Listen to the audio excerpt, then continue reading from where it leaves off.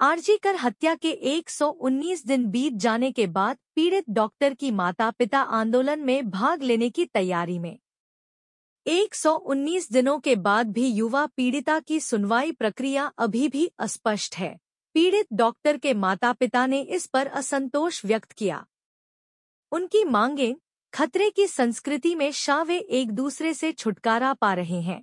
यहां तक कि संदीप घोष को भी निलंबित नहीं किया गया है। जो लोग उस दिन अपराध स्थल पर देखे गए थे, उन्हें स्वास्थ्य विभाग का प्रभारी बनाने की कोशिश की जा रही है। राज्य सरकार उन्हें बचाने की कोशिश कर रही है। यहाँ तक कि जब हम विधानसभा में शुभेंदु अधिकारी और नौशाद सिद्दीकी से बात करने गए, तो कई लोगों ने इस पर राजनीतिक रंग डालने की कोशिश की।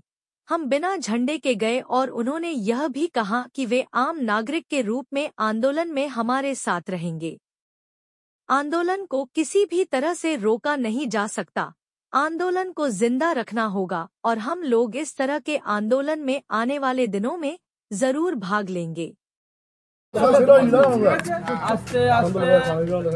आज के 119 दिन हो गए আমরা কিন্তু এখনো বিচার যে কোথায় আছে কি পরিস্থিতি আছে বিচার এখনো আমরা কোনো রকম তদন্তই ঠিক মতন হয়নি। বিচার তো এখন অনেক দূরের ব্যাপার, কিন্তু তার মধ্যেও আমাদের বিভিন্ন রকম রং লাগানোর চেষ্টা করা হচ্ছে, বিভিন্ন মাধ্যম থেকে আমরা দেখতে পাচ্ছি।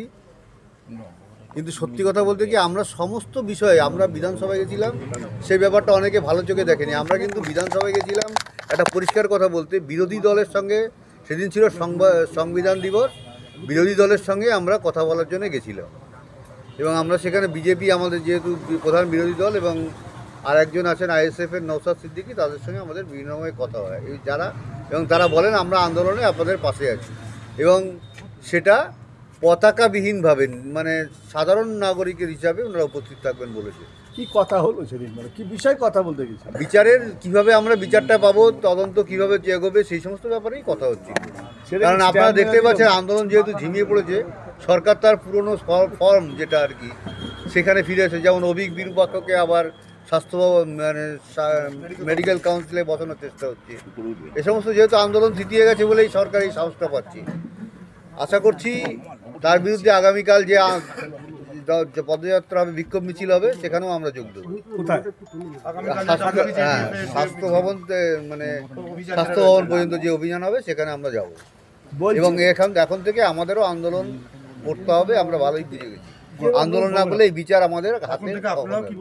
আমরাও আন্দোলনে নামবো, নিজে সরাসরি নামবে। হ্যাঁ, সরাসরি নামবো।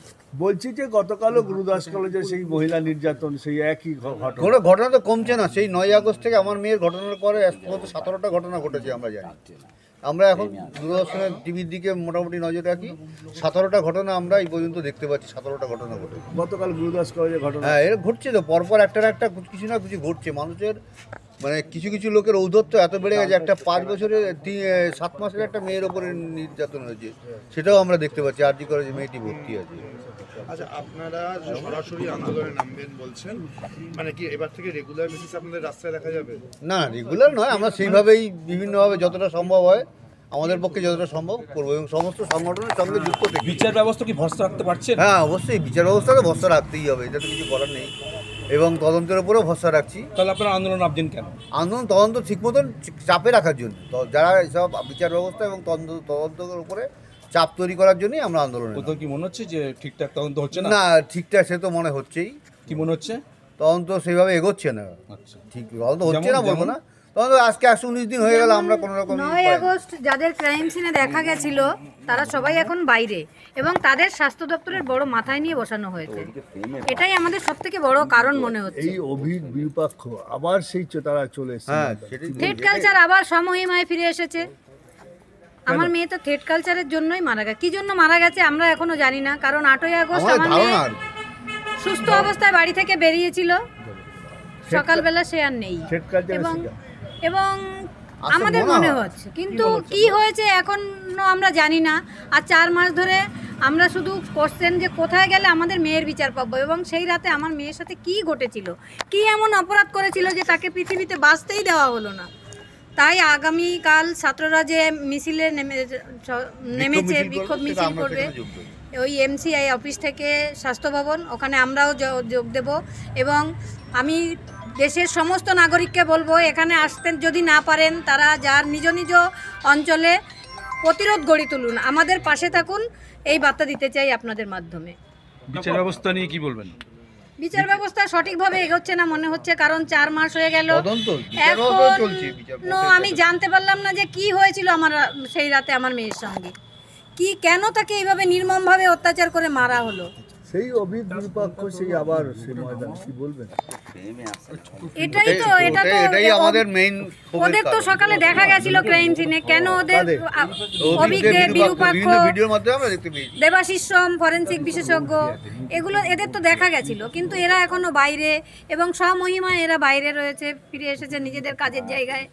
শুধু মনে হচ্ছে সব ঠিকঠাক আছে, শুধু আমার মেয়েটাই আমার কাছ থেকে হারিয়ে গেছে। কাকু, তাহলে রাজ্য সরকারের উপরে আপনাদের কোনো আস্থা নেই? না, অবশ্যই না। এখন রাজ্য সরকারের প্রথম সেই থেকে দিনই হারিয়ে গেছে রাজ্য সরকার এবং পুলিশ প্রশাসনের প্রশাসনের উপরে, উপরে আস্থা ছিল। সেই 9 তারিখেই আমরা আস্থা হারিয়ে গেছি। না, এটা ব্যাপারে মুখ্যমন্ত্রীকে আমরা কিছু বলতে যাব না। উনি যা ভালো বুঝছেন তাই করছেন। উনি ওনার রাজ্য কীভাবে চালাবেন, মানুষ এত ভোট দিয়ে ওনাকে সংখ্যাগরিষ্ঠতা দিয়েছে, ওনার দায়িত্ব বেড়ে গেছে, উনি বলেন সবসময়, সেটা উনি দায়িত্ব হিসেবে পালন করছেন। তবে আমার মেয়ে সরকারি শিক্ষা প্রতিষ্ঠানে ছিল, সেখানেই খুন হয়েছে। রাজ্য সরকার এই দায় এড়িয়ে যেতে পারে না। এড়াতে পারে না। যতই CBI করুক, যাই করুক, কিন্তু ওনার দায় আছে কার দায় আছে? রাজ্য সরকারের এবং পুলিশ এবং প্রশাসনের। সন্দীপ ঘোষ, এবং- একটা কথা বলতে ভুলে যাচ্ছিলাম, সন্দীপ ঘোষকে এখনো সাসপেন্ড করা হয়নি, যেটা আমাদের ভারতীয় দণ্ডবিধিতে আইন করা আছে যে কেউ যদি 48 ঘন্টা কাজে দিয়ে থাকে, যেমন অভিজিৎ মণ্ডল সাসপেন্ড হয়েছেন, কিন্তু সন্দীপ ঘোষ এখনো সাসপেন্ড হয়নি। এটা কি সমস্ত কি ব্যাপার? তদন্ত কত প্রভাবিত হচ্ছে কি? নিশ্চয়ই হচ্ছে। যেমন দুর্নীতি মামলা চার্জশিট দেওয়া হয়েছে, কিন্তু চার্জশিট কোর্ট গ্রহণ করতে পারছে না, যেহেতু সরকারি কর্মচারী হচ্ছে গ্রহণ করা যায় না, আইনত আছে এটা। রাজ্য সরকার বাঁচানোর চেষ্টা করছে কোনো রকম ভাবছেন? সেটা তো স্পষ্ট বোঝাই যাচ্ছে, আপনারা বুঝতে পারছেন, আমরাও বুঝতে কি পারছি। বুঝতে পারছেন? সন্দীপ ঘোষকে বাঁচানোর চেষ্টা হচ্ছে, দুর্নীতি যারা করছে তাদের মাথায় প্রশাসনের হাত আছে, এটা আমরা বুঝতে এটা আমরা পারছি। ভালোই বুঝতে পেরে গেছি। কেন্দ্রীয় সরকারের উপরে আপনারা চিঠি লিখেছিলেন, তার কোনো না, তার কোনো জবাব আসেনি। অমিত শাহ কি যোগাযোগ করবে? না, আসেনি। তবে আমরা একটা সোর্স যে আছে, খুব সম্ভবত আমরা দেখা করবো যেখানে কার সঙ্গে? দিল্লিতে প্রধানমন্ত্রী, এবং আমরা প্রধানমন্ত্রী, গৃহমন্ত্রী এবং রাষ্ট্রপতির সঙ্গে দেখা করার চেষ্টা করছি। চেষ্টা করছেন কেন? আপনারা চিঠি দিয়েছেন তো, হ্যাঁ, আবার- তার কোনো রিপ্লাই পাননি? না, কোনো reply কেন নেই। রিপ্লাই পাননি? সেখানে কোনো প্রশ্ন আসছে কি? না, সেটা প্রশ্ন আছে, তাদের কি ব্যাপার দেখছি, জিডিটা পাঠিয়েছি কিছু। না, আপনারা যেমন বারংবার রাজ্য সরকার যেমন করছেন, সেক্ষেত্রে তো সে আন্দোলন করলে তাদের উপর চাপ বাড়ালে নিশ্চয়ই তারাও সময় দেবেন, এটাই আশা করি।